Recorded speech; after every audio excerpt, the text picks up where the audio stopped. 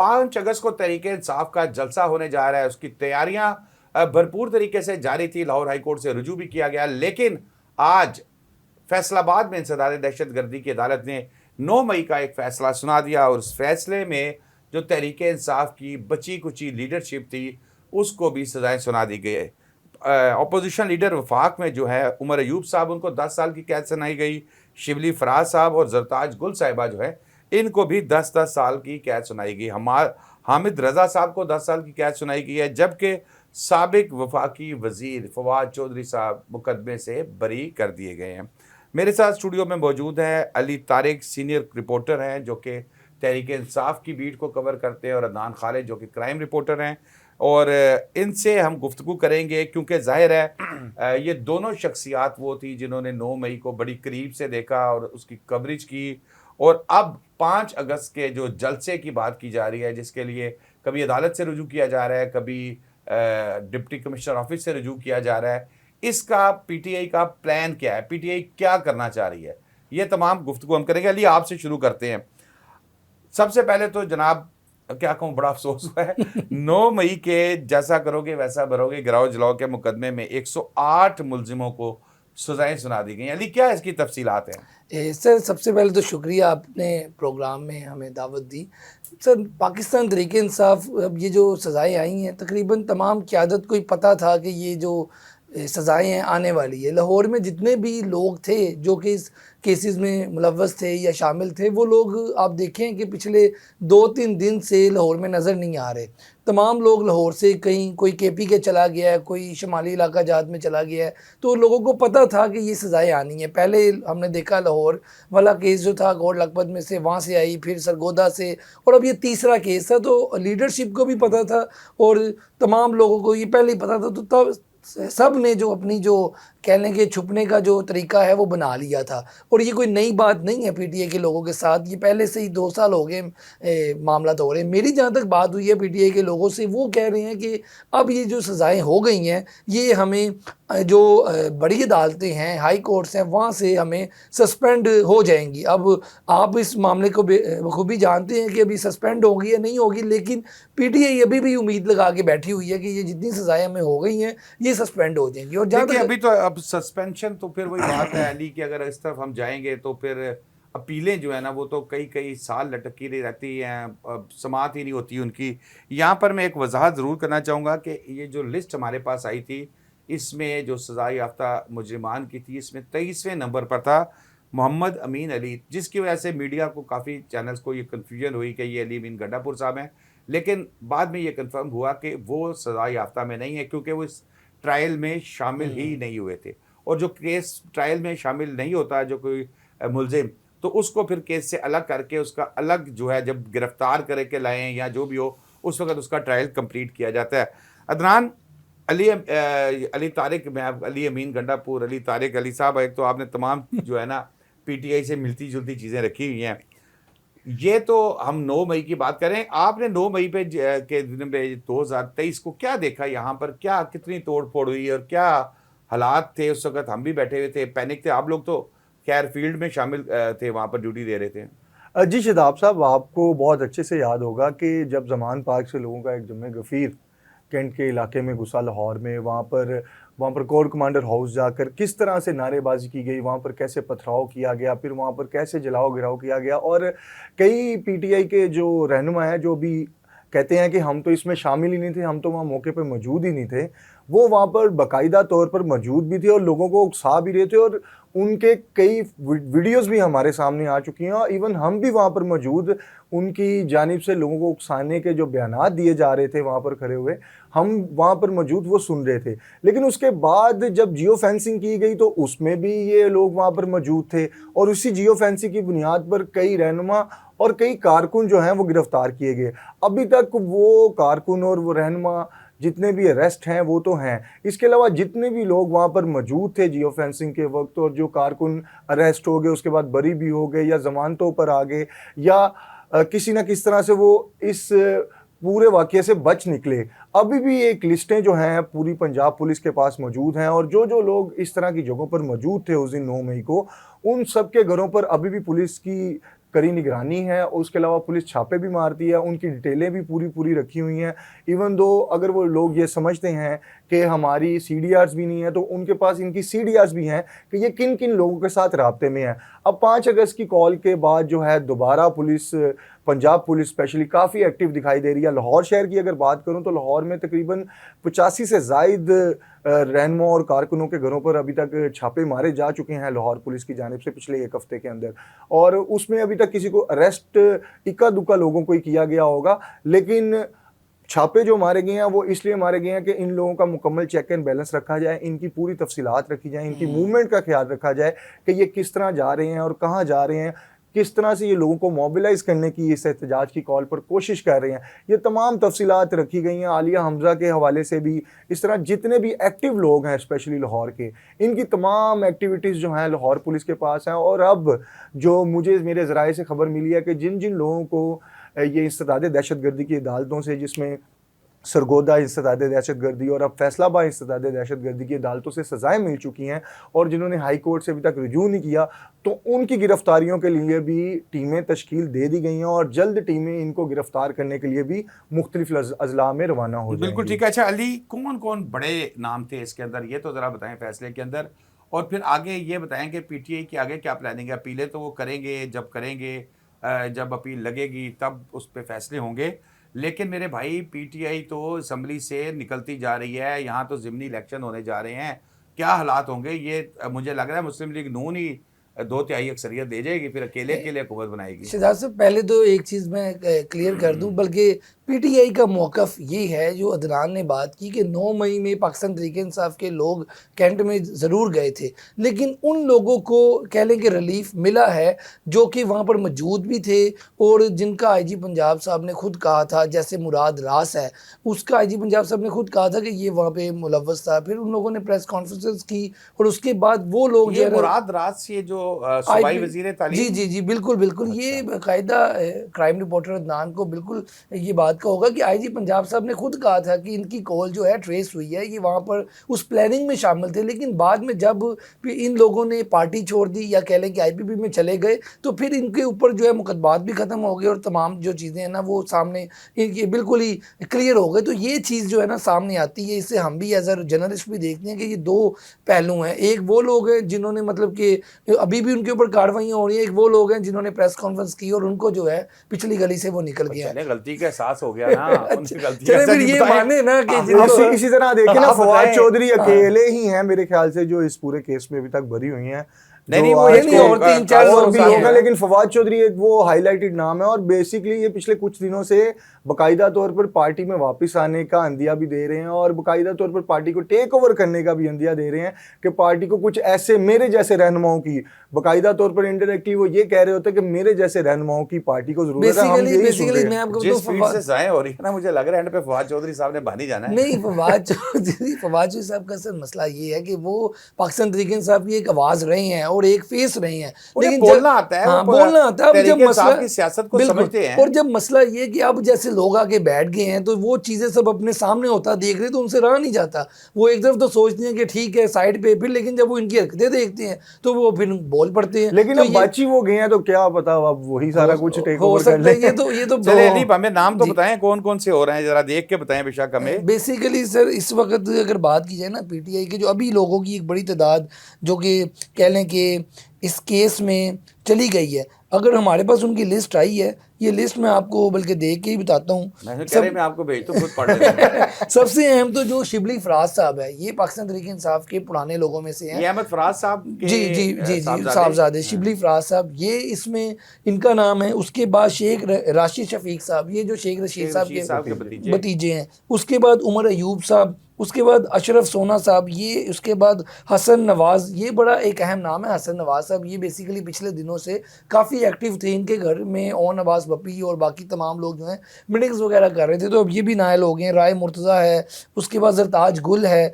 उसके बाद कह लें कि आप बिलाल एजाज है, अहमद चट्ठा है और मोहम्मद शबाज है। इसमें यदि आपके पास कोई फिगर है कि इनमें से अरकान असम्बली कितने हैं या सब ही हैं? नहीं, अरकान अगर MNAs की बात की जाए, मैंने MPS की बात की जाए तो MPS में तकरीबन जो है 3 लोग थे, जिसमें से 3 लोग जो हैं 2 उनमें से हो गए हैं, सज़ा हो गई है, एक ख्याल कासू साहब जो थे वो बच गए हैं। जबकि MNAs की बड़ी तादाद है, जैसे शिबली फराज भी MNA है, उमर अयूब भी, जरताज गुल भी, राय हसन नवाज भी, तो एक बड़ी तादाद है MNAs की जो कि अब नाअहल हो जाएगी तो फिर वहाँ पे ज़िमनी इलेक्शन होगा। और वही बात, एक बात जो हम पहले भी करते आ रहे हैं कि ये एक प्लान सामने आ रहा है कि नून लीग को अकेले को 2/3 मेजोरिटी दी जाए। पीपल्स पार्टी की जो ब्लैक मिलिंग है वो भी इस फैसले के बाद अब ख़त्म हो जाएगी। ये जो 10-12 सीटें पीपल्स पार्टी ने दी हुई हैं ना नून लीग को, ये बल्कि आप कहने की खबर ही है कि नून लीग को अब अलहदा एक 2/3 मेजोरिटी मिल जाएगी। जब ये सजाएं हो जाएंगी तो वो फिर सीटें चली जाएंगी नून लीग की तरफ,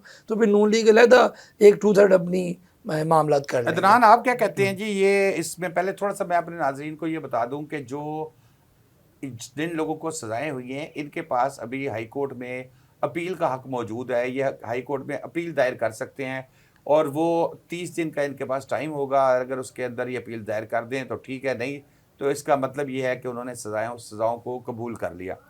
हर मुलजिम जो चाहे गुनाहगार भी अपने आप को समझ तो अपील दायर ज़रूर करता है, लेकिन अगर हम माजी में थोड़ा सा देखें तो ये वही अपीलें हैं जो हाई कोर्ट्स के अंदर जाती हैं तो कई कई अरसा जो है इनको टेकअप ही नहीं होता, क्योंकि हाई कोर्ट्स के ऊपर इतना प्रेशर है काम का, दीगर काम का, जो रोज़मर्रा के मतलब जो केसेस होते हैं वो इतने होते हैं कि इसको आते आते भी काफ़ी टाइम लग जाता है।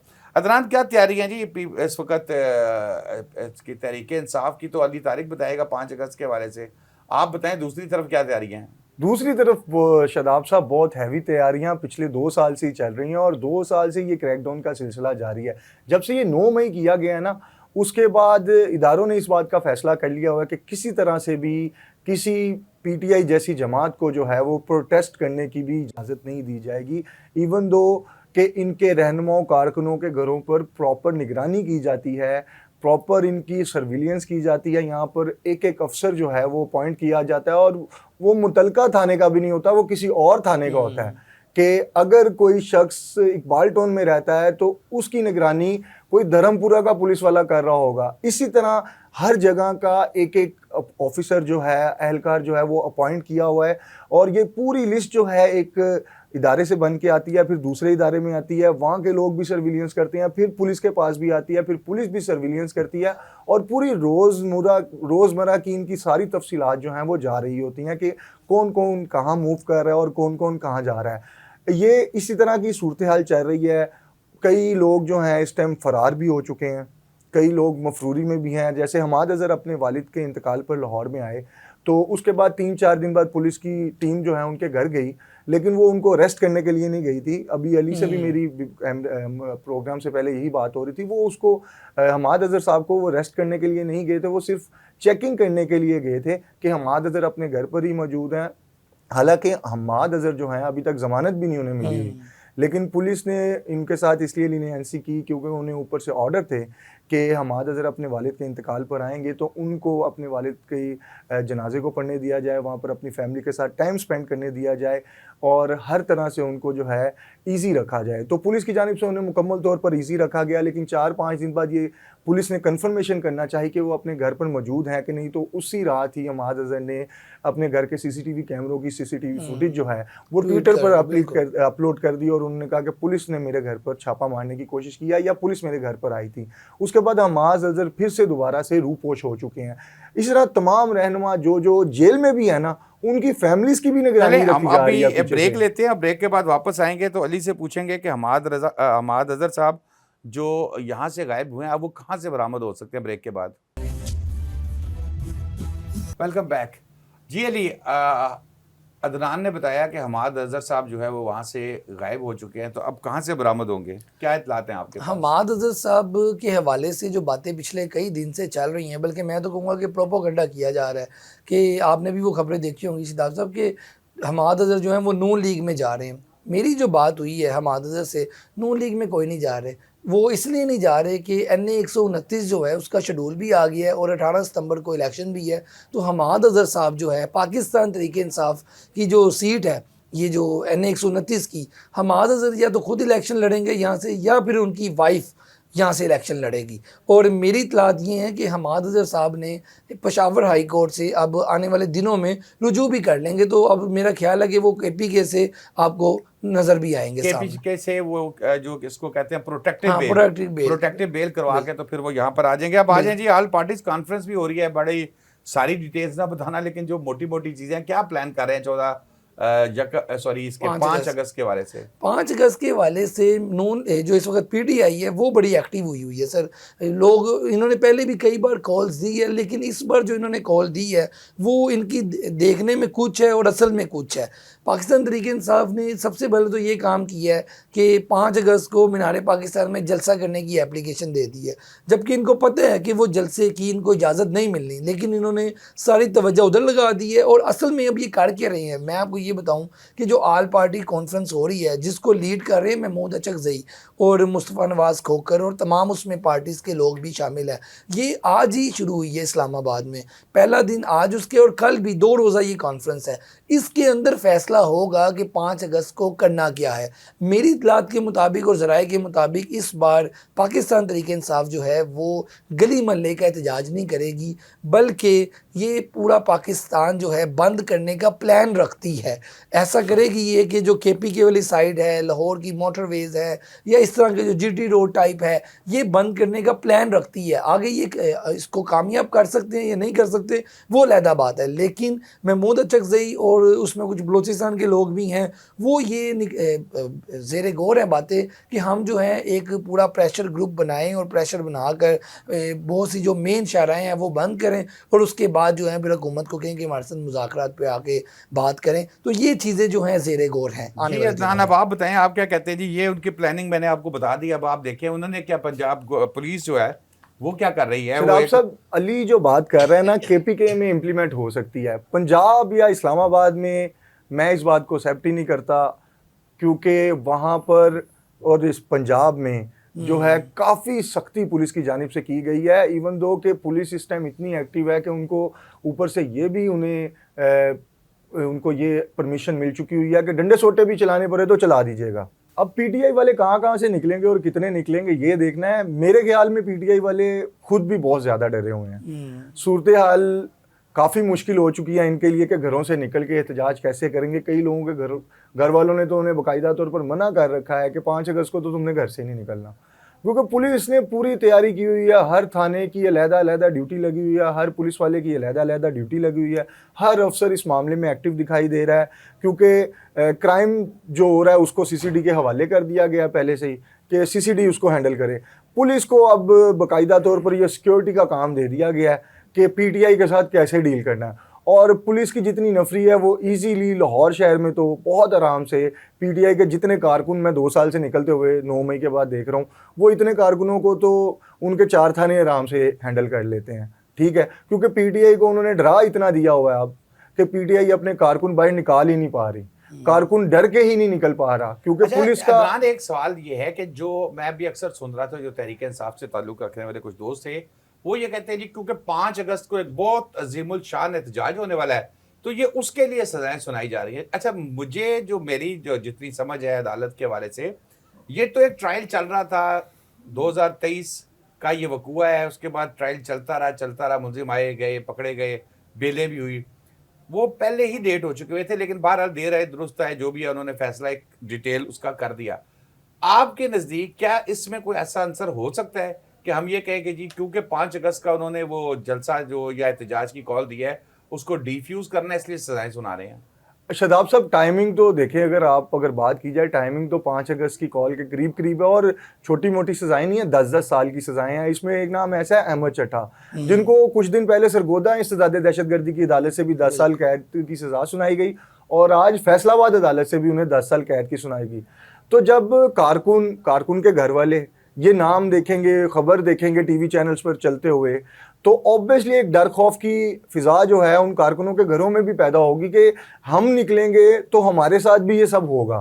ठीक है, और ये जो भी हुआ है दुरुस्त हुआ है, एक एग्जैक्ट टाइम पे चाहे हुआ है। वो आपकी बात बिल्कुल ठीक है कि एक ट्रायल चल रहा था, उसमें टाइम लगा और वो ट्रायल मुकम्मल हुआ, तो अब उनके फैसले सुनाए जा रहे हैं। लेकिन इसकी टाइमिंग कहीं ना कहीं 5 अगस्त से रिलेट कर रही है, तो इससे एक डर खौफ की फिजा तो पैदा होगी कारकुनों के लिए। और कारकुन पहले ही नहीं निकल रहे थे पीटीआई के, अब ये खबर देख के कौन से कारकुन निकलेंगे? मेरे ख्याल से आलिया हमजा के पास अगर 500 कारकुन भी लाहौर शहर में अगर उनके साथ निकल आए तो बहुत बड़ी अचीवमेंट होगी, जितना इस टाइम पुलिस ने इन पर प्रेशर बना दिया हुआ है। और जितना बेसिकली ये जो 5 अगस्त को इन्होंने 5 अगस्त चूज़ क्यों किया है, 2 साल मुकम्मल हो जाएंगे इमरान खान की सज़ा को। 5 अगस्त को ही वो पकड़े गए थे, तो 5 अगस्त अब 2 साल मुकम्मल हो जाएंगे। इसलिए बानी पीटीआई जो इमरान खान साहब है, उन्होंने कहा कि 5 अगस्त को पीक होनी चाहिए एहतजाज की। ये पैगाम उनकी जब बहन बाइट लेके आई तो तमाम पीटीआई ने उस पर लब्बई कहा। फिर उसके बाद अली अमीन गंडापुर साहब ने कहा कि 5 अगस्त को तो होना ही है एहतजाज, 90 दिन अब मैं देता हूँ।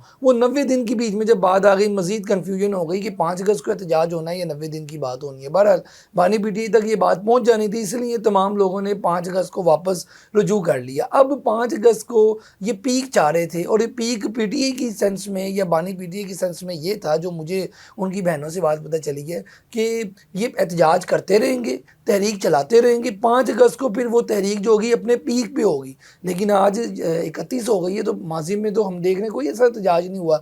अब 5 अगस्त को इन्होंने करना यही है कि जो मेन शाहराएँ हैं वो बंद करनी है। जब कोई भी मेन शाहरा बंद होगी तो कोई आमदोरफ्त वहाँ पे रुक जाएगी, तो वो फिर एज अ न्यूज़ भी होगी। मेरे इतलात के मुताबिक जो आल पार्टीज़ कॉन्फ्रेंस हो रही है, इन्होंने अब पीटीआई से सारा कुछ लीड लेकर वो आल पार्टीज़ कॉन्फ्रेंस को दे दी है, जिसका नाम है तहरीक तहफ़्फ़ुज़ आईन पाकिस्तान, जिसको लीड कर रहे हैं महमूद अचकज़ई। और 2 अगस्त को ये आज भी चलनी है और यकम को भी ये कॉन्फ्रेंस चलनी है। 2 को ये अपना जो ऐलान है वो सामने रखेंगे। अली देखे जो पाकिस्तान तहरीक इंसाफ है, बहरहाल इसकी एक वर्त है। तमाम क्राइसिस के बावजूद इस वक्त रोड के ऊपर जो एहतजाज करने वाली बड़ी पार्टी है, एक बड़ी पार्टी है।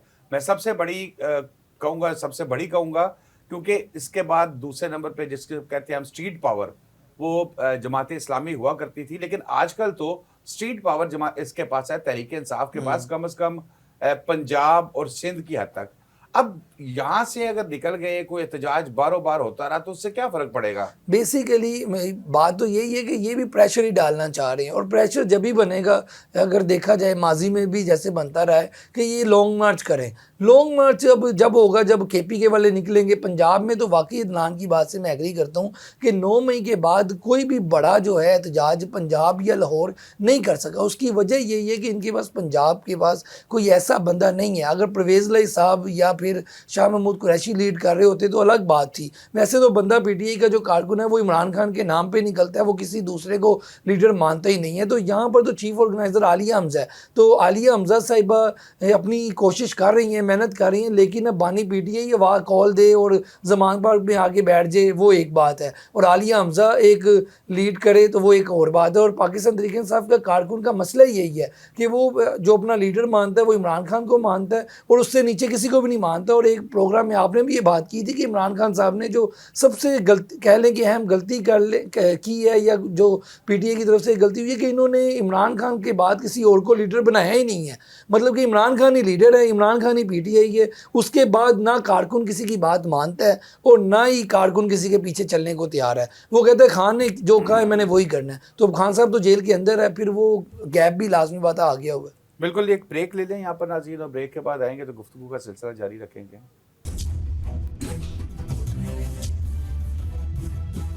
प्रोग्राम में एक मरतबा फिर खुशामदीद नाज़रीन। कुछ दिन पहले पंजाब असम्बली में इंतहाई नाखुशगवार वाक़या पेश आता है, जो एक पढ़े लिखे रुकन असम्बली ने दूसरे पढ़े लिखे रुकन असम्बली के मुंह पर एक थप्पड़ मारा, और बात यहीं ख़त्म नहीं हुई। इतलात ये हैं कि बाहर से लोगों को बुलाया गया, और जो गालम गलोच आपने वहाँ पर सुनी असम्बली के हाथे में, इसका तस्वुर भी नहीं किया जा सकता था। क्योंकि कहा जाता है कि जो असम्बलियाँ हैं, ये बेसिकली इनका काम कानून साजी करना है। ये नाली गली मोहल्ले वगैरह का काम नहीं है, कहाँ हमने बचाया होता है, ये बल्दियाती लोगों का काम है। लेकिन जिनका काम कानून साजी करना है, उनके मुंह से जितनी बड़ी बड़ी गाली उस दिन लोगों ने सुनी, सोशल मीडिया पे सुनी, उसका तस्वुर भी नहीं किया जा सकता था। अली तारिक वहाँ पर मौजूद थे।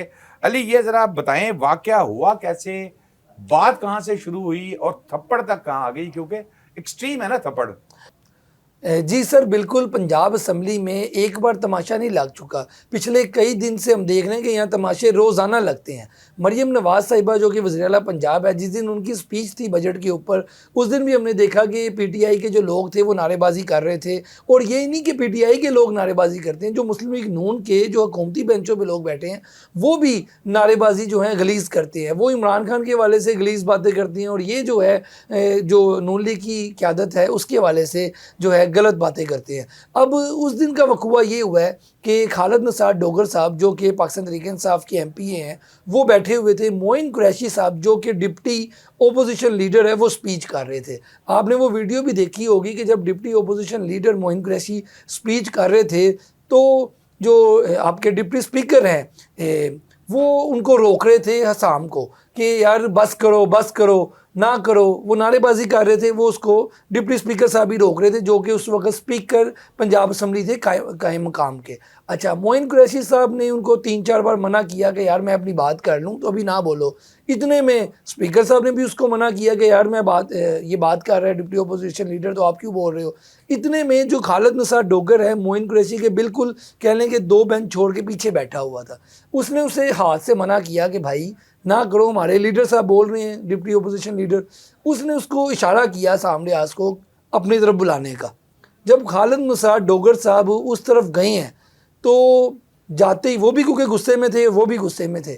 जो हसाम रियाज था उसने पहले मुक्का मारा। अब अगर वीडियो को क्लोज देखेंगे तो जो मैं बात कर रहा हूँ वो बिल्कुल ठीक लगेगी। जब उसने मुक्का मारा है तो उसने ब्लॉक किए एक हाथ से और खालिद निसार डोगर ने राइट हैंड से उसको मुक्का मार दिया। अच्छा, पूरा ये फिल्मी सीन। ये सीन हुआ है, लेकिन उस वक्त ये गलत कोट हुआ है। मैं तो ये कहूँगा कि पीटीआई के एमपीए ने हुकूमती रुकन को थप्पड़ रसीद कर दिया। असल थी कि दोनों रुकन जो है आपस में गुत्थम गुत्था हो गए और एक दूसरे को मुक्का मारा। अच्छा, उसके बाद बात यहाँ नहीं रुकी। डिप्टी ओपोजिशन लीडर थे और बाकी जो पीटीआई के लोग थे उन्होंने मिल के मामले को रुकवाया और उधर पीछे कर दिया और उसको भी पीछे कर दिया। जो स्पीकर साहब बैठे हुए थे कायम मकाम, उन्होंने ये किया कि खालिद निसार डोगर को 15 नशिस्तों के लिए मुअत्तल कर दिया और कहा कि जी आप यहाँ से चले जाएं, आपने बड़ा गलत कर दिया है, वक़ुआ हो गया। खालिद निसार डोगर साहब जो है उठ के बाहर चले गए क्योंकि वो मुअत्तल हो गए। इतनी देर में जो शेख इम्तियाज़ हैं सदर लाहौर के, उन्होंने देखा कि हम पीटीए के सारे बंदे चले गए हैं तो पंजाब असम्बली में जो कोरम है वो पूरा ही नहीं है। उन्होंने उठे और उन्होंने कहा कि स्पीकर साहब ये अब इजलास जो है नहीं चल सकता क्योंकि कोरम ही पूरा नहीं है, मैं कोरम की निशानदेही कर रहा हूँ। और ये उनका बुनियादी हक है असम्बली के किसी भी मेंबर का। लेकिन स्पीकर साहब उस वक्त किसी और ही दिमाग में थे। उन्होंने कहा मैं आपको भी मुअत्तल कर दूँ 15 नशिस्तों के लिए, वो भी मुअत्तल हो गए। जब ये मामला बाहर आ गया मीडिया गैलरी में जहाँ पे कैमरे लगे होते हैं, पहले आके पीटीआई के लोगों ने मीडिया टॉक की और बताया कि जी ऐसे ऐसे वक़ुआ हुआ है। फिर हुकूमती लोगों ने आके बताया कि जी ऐसे ऐसे वक़ुआ हुआ है। हसाम रियाज ने बताया कि जी इन्होंने मेरे पे हमला किया तो मैंने डिफेंस की है। ये सारे मामले के बाद जो मीडिया हॉल के अंदर ही तमाम लोग मौजूद थे, पीटीआई के भी और नून लीग के भी। हसाम रियाज के साथ कुछ प्राइवेट लोग आए हुए थे, तकरीबन 4 से 5 लोग आए थे। उन्होंने बेसिकली वो खालिद निसार डोगर को ढूंढ रहे थे लेकिन खालिद निसार डोगर तो उनको मिले नहीं। तो जो फिर उस वक्त मौजूद थे पीटीआई के लोग, उन पर उन्होंने चढ़ाई कर दी। वो प्राइवेट लोग थे, ना तो उनका किसी असम्बली के स्टाफ से ताल्लुक़ था, ना यही हुकूमती लोगों के साथ वो आए हुए थे। उन्होंने फिर जो गाली गलौज की वो फिर वीडियो में अच्छा, आपने भी देखी है। और ये अगर यही सेम आपने भी ये सारा देखा होगा, ये बाहर होता तो 7 जिसको कहते हैं वो लड़ाई झगड़े का वो दोनों पे पर्चा होने वाला होता। बिल्कुल। तो अब ये जो मेरी दानिश में तो जो अभी अली ने भी बताया है कि जो पाबंदी लगी है वो एक ही तरफ लगी है, दूसरी तरफ को पाबंदी नहीं लगाई गई। सर शदाब साहब यही तो बाहर भी होना था। अगर बाहर भी लड़ाई हो जाती तो बाहर भी उन लोगों को जो है उठा के वलाद में डाल दिया जाना था और जो हुकूमती लोग हैं उनको मुकम्मल अच्छा सर, इधर एक और बात मैं आपको बताना चाहूँ, इसमें तो कोई दो राय नहीं। अच्छा, एक तो 2 बंदों को तो उसी दिन मुअत्तल कर दिया गया था। उसके बाद पीटीआई और स्पीकर के जरा मामला ईजी हो गए, अगले दिन इजलास हो गया, सही था सब कुछ। हसाम रियाज साहब ने जो हुकूमती रुकन थे उन्होंने वॉकआउट कर दिया। उन्होंने कहा जी मैं इनके साथ नहीं बैठूंगा, इनमें एक एमपी ऐसा है जिसका नाम है एजाज शफी, इसको भी मुअत्तल करें। और स्पीकर साहब ने कहा कि क्यों, उन्होंने कहा जी इन्होंने भी कोई नज़ेबा जुमला कहा था। उसी दिन शाम को जिस दिन मतलब कल की बात है ये, उन्होंने तीसरा जो रुकन था एजाज शफी उसको भी 15 नशिस्तों के लिए मुअत्तल कर दिया। उन्होंने ये नहीं कहा इसने मुझे घूर के देखा था। हाँ, तो ये तो छोटे बच्चों की तरह जो है ना लड़ाई चल रही थी असम्बली के अंदर, लेकिन शर्म की बात है दोनों के लिए कि हुकूमत, अफसोसनाक बात है। हाँ, देखिए जी, असम्बली में हम ये बिल्कुल तो नहीं अवाम करते। इनको वोट देती है और कहती है कि ये हमारे लिए कुछ जाके सोचेंगे, इन लोगों को इनकी तो- आपस की लड़ाइयाँ इन ही नहीं जो है लोगों को खत्म रोल होती। मॉडल होना चाहिए, कानून साजी करने के लिए बैठे हुए हैं। मुल्क के आने वाली नस्लों का जो है इन लोगों ने फैसला करना होता है। इस सूबे का स्पेशली अगर बात की जाए तो पंजाब की सूरत हाल कहाँ पर है, उसमें महंगाई सबसे अहम फैक्टर है। ये वो मसाइल हैं जिन पर गौर करना चाहिए। बारिशों ने क्या हालात लेकिन पैदा अदनान किए, साहब, आपकी लेकिन अपोजिशन भी मादरत के साथ बजाय इसके कि वो किसी एक की करैक्टर असैसिनेशन करे, ये उसी के ऊपर लगाए, आज तक आपकी अपोजिशन ने कोई एक कदम उठाया? अली तारिक मुझे बता रहे कि जी हम एहतजाज दे रहे हैं क्योंकि पेट्रोल महंगा हो गया, बिल्कुल। हम एहतजाज कर रहे हैं सर क्योंकि रोटी ये महंगी बात हो से गई मैं है। आपकी बिल्कुल एग्री करूंगा नहीं, कि वो PTI भी सिर्फ ये अपने मसाइल हैं। ये बात जो है ना वो आपने कहते हैं की, इमरान खान को बाहर इमरान खान को ये रिहा जो आपने करें, बात that's की it। ये बिल्कुल बिल्कुल आपने ठीक की है। मैं 100% इससे इतफाक करूंगा कि PTI ये जो अवामी इशू है ना वो अभी तक नहीं उठा सकी। यहाँ तक कि 100 दिन मुकम्मल हुए, इन्होंने वाइट पेपर दिए और अगले दिन जब प्रेस टॉक कर रहे थे उसमें इमरान खान की रिहाई, चलो इनके लीडर है उसको रखें, लेकिन अवामी इशू पे तो बात करें। सैलाब आया, इन्होंने कोई बात उस तरह नहीं की। उसके बाद चीनी महंगी हो गई है, अभी मिल नहीं रही, उस पर PTI का कोई हमने देखा कोई जानदार सामने बात नहीं आई। उसके बाद गंदम पे, उसके बाद और बहुत ज़्यादा अवामी इशू है। सैलाब इतना बड़ा था। PTI बेसिकली इमरान खान की रिहाई चाहती है और जो हुकूमत है वो हुकूमती जो काम है वो चाहे कि अवाम को रिलीफ दे, वो PTI को तुनने में लगी हुई है। तो कोई भी अवाम का दोनों तरफ कोई नहीं सोच रहा। ऐसे ही तो है। शदाब साहब, नून लीग को इससे आइडियल कोई ओपोजिशन मिल सकती है? वैसे मेरा बिल्कुल, आपसे ये ये बात सवाल है, इससे आपकी ठीक। आइडियल ओपोजिशन मिल जो सकती है कि उन- जो उनसे जो कुछ वो कर रहे हैं, जहां जहां पर वो पैसा इस टाइम पंजाब में स्पेशली उजाड़ रहे हैं कि वहां इतने करोड़ बांट दो, वहां इतने अरब बांट दो, फलां जो ये जो सारी पॉलिसीज अनाउंस की जा रही हैं, ये बसों के जो भाई, सीन मैं- किए देखिए जा नहीं, रहे हैं, मैं लेकिन अदनान, मैं इसके हक में हूँ। देखिए, इंफ्रास्ट्रक्चर होना चाहिए, ट्रांसपोर्ट का सिस्टम होना चाहिए। कम से कम यार हमारे टैक्स का पैसा कहाँ जा रहा है, कम से कम हमारे टैक्स का पैसा हम पे लग रहा है, इसके ऊपर तो मुझे सीधी सी बात है कोई इतराज़ नहीं है। लेकिन मुझे इतराज़ ये है कि जब जो एक गरीब औरत सब्जी लेने जाती है और उसको 200, 250, 300 रुपए किलो के हिसाब से कहा जाता है कि जी ये सब्जी है, ये दाल है, ये है, और वो एक दफ़ा देखती है कि यार अब मेरी तो इतनी कैपेसिटी नहीं है मैं खरीद सकूं, चिकन का रेट देखती है, फिर जो बाइक पे पेट्रोल डलवाता है पेट्रोल, बिल्कुल। वो पेट्रोल की हालत देखता है कि यार मेरे 250 रुपये का, 300 रुपये का मैं पेट्रोल डलवा रहा हूँ। मेरा कंसर्न इनके साथ है। अदरवाइज ठीक है, टैक्स का पैसा है, चलाएं, ट्राम चलाएं, बसें चलाएं, इलेक्ट्रॉनिक बसें चलाएं, इलेक्ट्रिक बसें चलाएं, ये सारी चीज़ें होनी चाहिए। बहरहाल अदनान खालिद आपका बहुत बहुत शुक्रिया और अली तारिक आपका भी शुक्रिया। नाज़रीन, ज़ंजीर दल में इतना ही। शादाब रियाज को इजाज़त दीजिए। आइंदा बुध को नए टॉपिक्स के साथ फिर हाजिर होंगे। अल्लाह हाफिज़।